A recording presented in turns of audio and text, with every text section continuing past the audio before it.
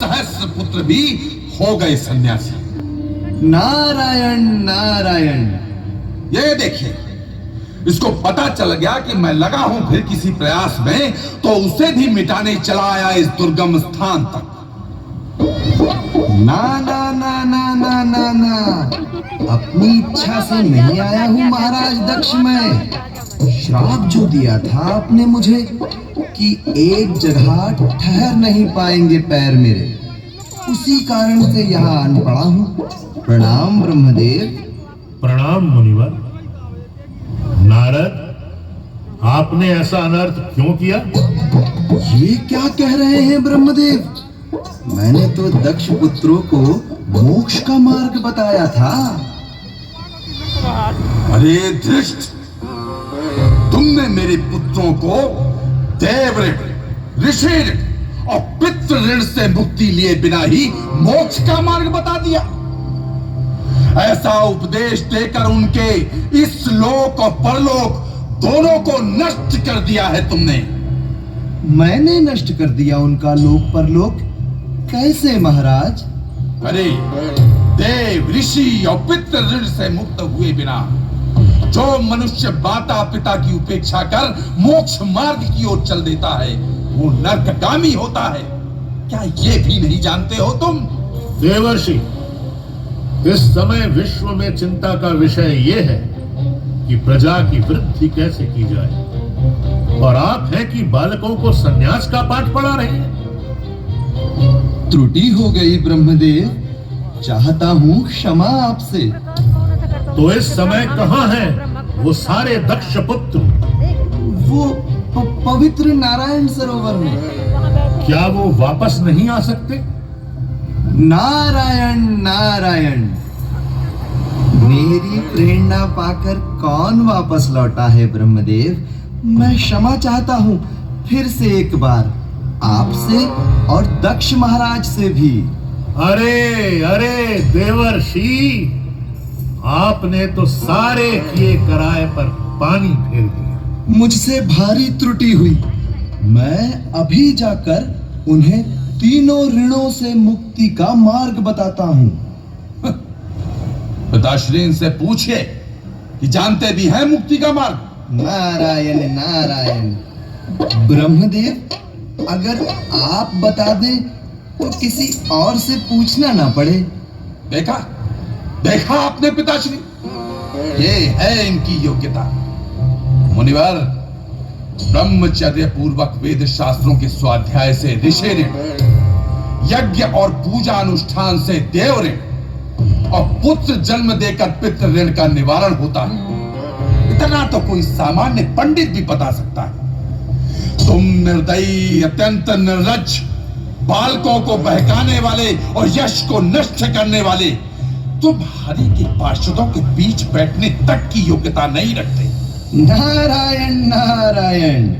मैं श्री हरि की इच्छा के बिना कुछ नहीं करता महाराज दक्ष। आपके श्राप को अंगीकार करता हूँ।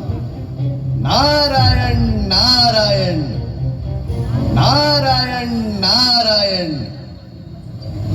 पुत्र दक्ष, जाते जाते नारद ने सत्य कहा है।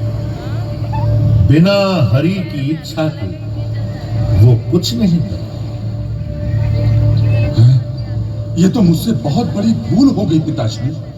क्षमा चाहता हूं मैं आपसे और देवर्षि नारद से भी। परंतु ये बताओ पुत्र, किस कारण से अब इस कठिन तप में लीन हो तुम? और पुत्रों की कामना से पिताश्री। नहीं, अनेक पुत्रों की कामना से श्रेष्ठ है एक शक्ति संपन्न पुत्री की कामना। परंतु मेरी 60 पुत्रियां तो हैं पिताश्री, और मैंने उनका श्रेष्ठतम विवाह भी किया। अब तुम प्रार्थना करो देवी जगदम्बा से कि वो तुम्हारे यहाँ पुत्री रूप में जन्म ले। ऐसा होने पर तुम्हारे साथ साथ संपूर्ण जगत का होगा परम कल्याण। जो आज्ञा पिताश्री। तो ठीक है, मैं भी प्रयास करता हूं उन्हें प्रसन्न करने का। प्रणाम। कल्याण हो। देख रहे हाथ में नहीं दान है सोना हाथ लिए ब्रह्मा जी का हाथ ब्रह्मा जी प्रार्थना करेला सुधातमक्षरे नित्ये विधामात्रात्मिका स्थितः अर्धमात्रा स्थिता नित्या ज्ञानोच्चार्य विशेषतः त्वमेव सन्ध्या सावित्री वा त्वं देवजननी परा त्वयैव धार्यते सर्वं त्वयि तत्सृज्यते जगत् त्वयि तत्पाल्यते देवी तमत्स्यन्ते च सर्वदा। हे चित स्वरूपा परमाणी ब्रह्म स्वरूपिणी जगदम्बे, मैं आह्वान करता हूं आपका, मेरे ऊपर प्रसन्न होइए, कृपा करिए मुझ पर और प्रत्यक्ष मेरे सामने आकर दर्शन दीजिए मुझे।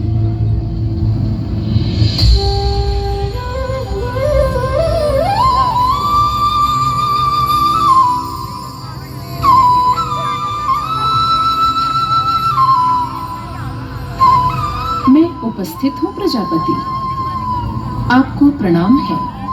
प्रणाम महादेवी, कृतज्ञ हूँ। किस लिए किया मेरा आह्वान? हे माते, भूताधीश महादेव युगों से समाधि में लीन है, जबकि नियति में उनका विवाह होना सुनिश्चित है। इसमें मैं आपकी क्या सहायता कर सकती हूँ? जिस प्रकार आपने लक्ष्मी का रूप धारण कर परम देव विष्णु को मोहित किया था, उसी प्रकार आप अपनी माया से महादेव को मोहित करें। परंतु ये सब क्यों करूं मैं, ये भी बताएंगे? अवश्य देवी। हे जगदम्बे, आपका कोई भी कार्य विलग नहीं रहा संसार के हित से। न जाने कितने अवसरों पर विभिन्न विभिन्न रूपों से आपने संसार का हित किया है, उद्धार किया है। ये भी ऐसा ही एक अवसर है देवी। आत्मा में रमण करने वाले देव शिव को सांसारिक जगत में ले आना अति आवश्यक है। मैं तैयार हूँ, परंतु जब महादेव कर रहे हैं आत्मा में ही रमण, तो फिर ये कार्य कैसे होगा संभव? संभव है माते। आपसे प्रार्थना है, आप इस कार्य के लिए दक्ष की पुत्री के रूप में अवतार लें। मेरा मानस पुत्र है दक्ष। इस समय वो नियति से ही प्रेरित होकर क्षीर सागर के उत्तरी तट पर कर रहा है कठोर तपस्या, आपको पुत्री रूप में प्राप्त करने के लिए। आश्चर्य है, स्वयं ब्रह्मदेव के चित्त में ऐसा दुखदाई महान मोह कैसे उत्पन्न हो गया, जिससे आप मोहित करना चाहते हैं निर्विकार परमात्मा शिव को भी? शिव के विवाह करने से विश्व का महान कल्याण होगा माते। यदि मैं इच्छा पूर्ण करती हूँ ब्रह्मदेव की, तो भ्रष्ट होती है वेद नीति। मना करती हूँ तो नष्ट होता है धर्म। अब क्या करूं मैं? हे महादेव, मेरा मार्गदर्शन आप ही करें। अब आपके निर्णय पर ही सकल सृष्टि का भविष्य निर्भर करता है माते। आपका ये उपकार परम आवश्यक है देवी। तो ठीक है, जिस प्रकार महाभागा लक्ष्मी विष्णु प्रिया है, उसी प्रकार दक्ष की पुत्री सती के रूप में जन्म लेकर मैं भी बनूंगी हरप्रिया। कृतार्थ हुआ माते, कृतार्थ।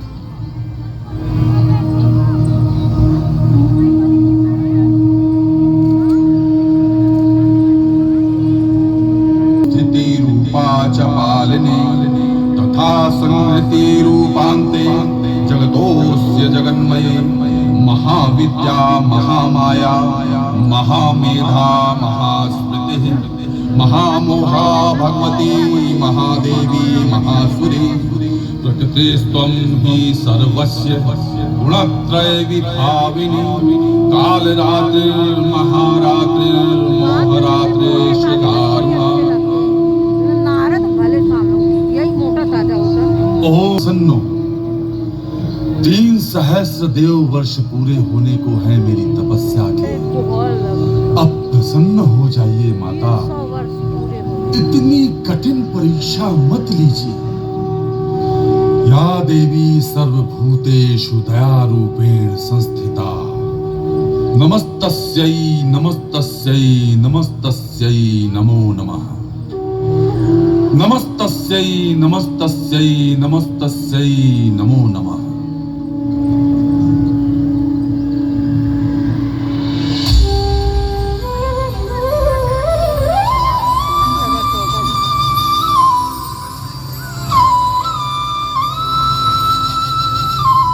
वर मांगो दक्ष, मैं तुम पर प्रसन्न हूं।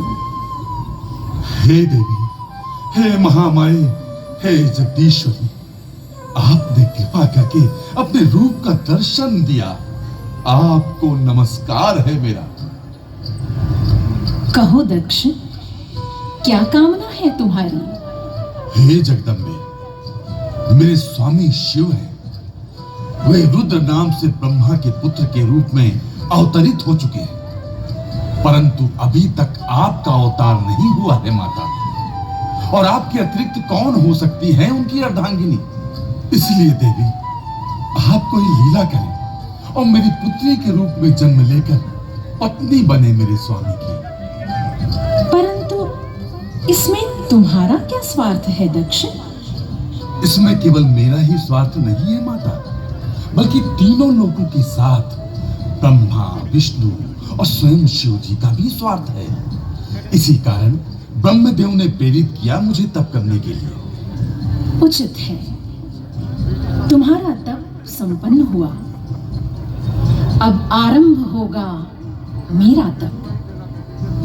आपका तप? आपके लिए तो ये साधारण सी बात है देवी। नहीं पुत्र, बिना तप के किसी भी उत्तम कार्य की सिद्धि नहीं हो सकती।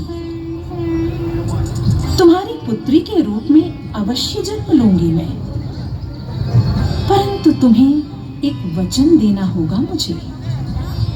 आज्ञा दीजिए माता। यदि मेरा अनादर किया कभी तुमने, तो त्याग दूंगी मैं अपना शरीर।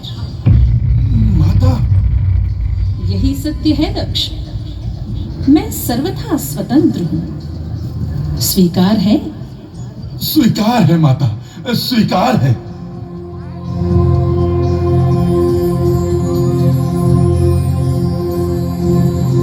सत्य है, किसी भी उत्तम कार्य की सिद्धि के लिए तप आवश्यक है।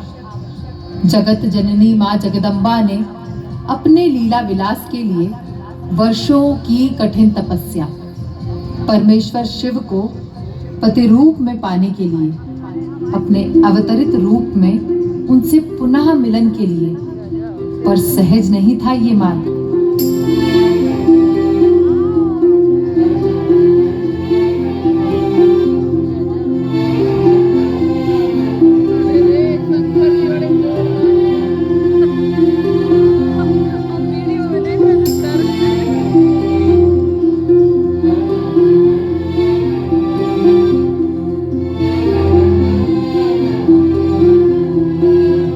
जोरदार तालियों के साथ भगवान शिव का स्वागत करें। जोरदार तालियों के साथ स्वागत करें कलाकारों का। बहुत ही अच्छा प्रदर्शन।